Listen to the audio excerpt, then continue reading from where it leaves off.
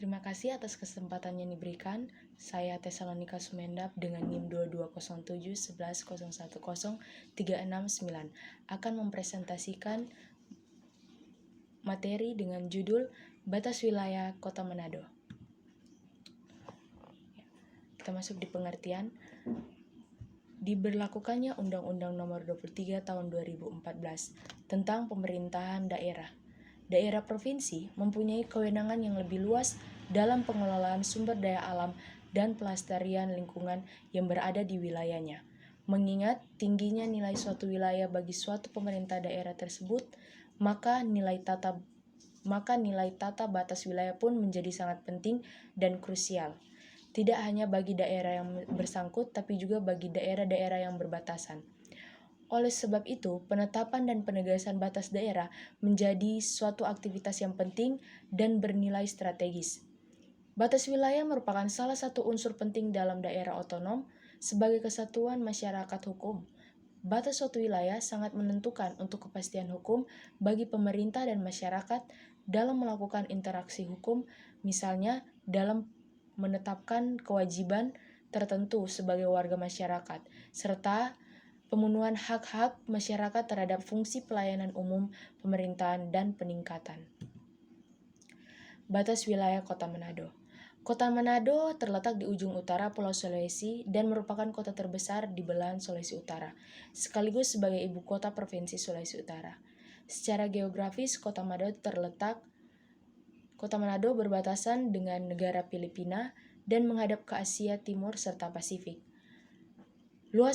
Luas wilayah Kota Manado adalah 15.726 hektar atau 157,26 km persegi.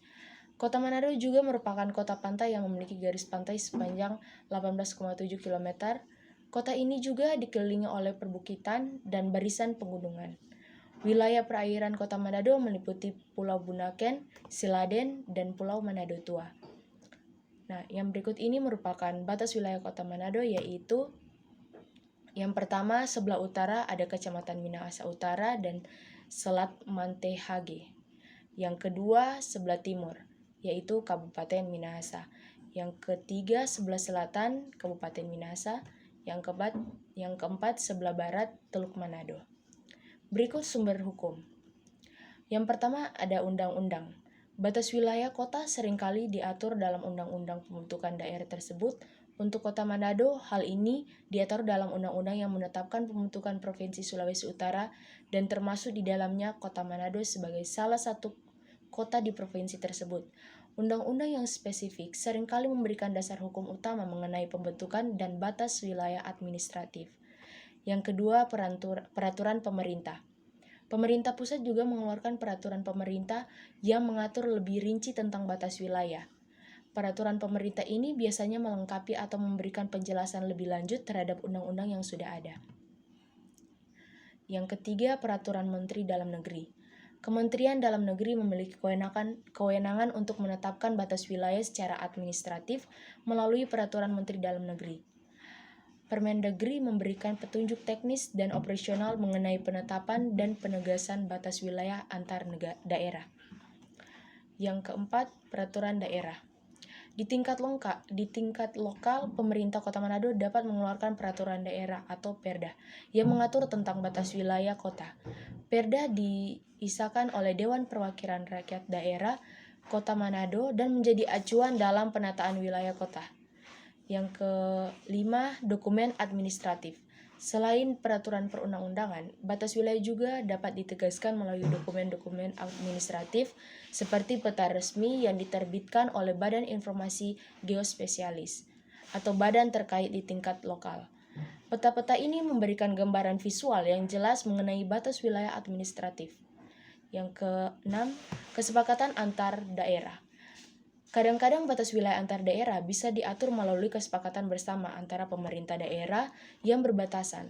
Kesepakatan ini bisa diformalkan melalui MOU atau Memorandum of Understanding, yang kemudian dapat diakui secara hukum melalui peraturan perundang-undangan atau keputusan bersama.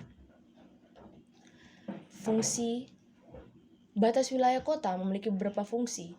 penting bagi administrasi, perencanaan, dan pengelolaan daerah. Yang pertama, administrasi pemerintahan. Batas wilayah menentukan yurisdiksi pemerintah kota Manado, termasuk kewenangan pemerintah kota untuk memberikan layanan publik, mengelola sumber daya, dan melaksanakan kebijakan lokal. Ini memastikan bahwa semua tindakan administratif berada dalam kerangka hukum yang tepat. Yang kedua, perencanaan dan pengembangan. Batas wilayah adalah acuan penting dalam perencanaan tata ruang dan pembangunan infrastruktur. Pemerintah Kota Manado menggunakan batas ini untuk merencanakan penggunaan lahan, pembangunan jalan, jembatan, fasilitas umum, dan perumahan sesuai dengan kebutuhan masyarakat. Yang ketiga, pelayanan publik. Dengan batas wilayah yang jelas, pemerintah kota dapat mengatur dan menyediakan layanan publik seperti pendidikan, kesehatan, kebersihan, dan transportasi secara efisien dan tepat sasaran. Ini memastikan bahwa penduduk yang tinggal dalam batas wilayah kota mendapatkan akses ke layanan yang diperlukan. Sengketa. Berikut adalah sengketa yang terjadi di Kota Manado, batas wilayah Kota Manado. Yaitu memperebutkan wilayah yang memiliki nilai ekonomi yang tinggi. Salah satu contoh sengketa yang paling signifikan adalah antara Kota Manado dan Kabupaten Minahasa Utara. Sengketa ini terutama terjadi di wilayah perbatasan yang memiliki nilai ekonomi yang strategis, seperti daerah pengembangan perumahan dan komersial. Karena adanya sumber daya alam, potensi pertanian, industri, atau pariwisata. Klaim atas tanah tersebut bisa disebabkan oleh keinginan untuk memanfaatkan potensi ekonomi, menyebabkan sering terjadinya pertikaian terhadap wilayah yang kaya akan sumber daya alam. Ada beberapa cara untuk penyelesaian sengketa yang terjadi. Yang pertama, mediasi dan negosiasi. Pemerintah daerah seringkali menggunakan mediasi dan negosiasi untuk menyelesaikan sengketa batas wilayah. Ini melibatkan berbagai pihak terkait untuk duduk bersama mencari solusi yang menguntungkan semua pihak. Yang kedua, penetapan batas resmi. Penetapan batas resmi melalui pemetaan ulang dan pengesahan oleh pemerintah pusat bisa menjadi solusi untuk mengakhiri sengketa. Ini biasanya melibatkan Badan Informasi Geospesialis atau BIG dan Kementerian Dalam Negeri. Yang ketiga, pengadilan. Jika mediasi dan negosiasi tidak berhasil, sengketa batas wilayah bisa dibawa ke pengadilan. Keputusan pengadilan akan mengikat dan menjadi dasar hukum untuk penetapan suatu wilayah.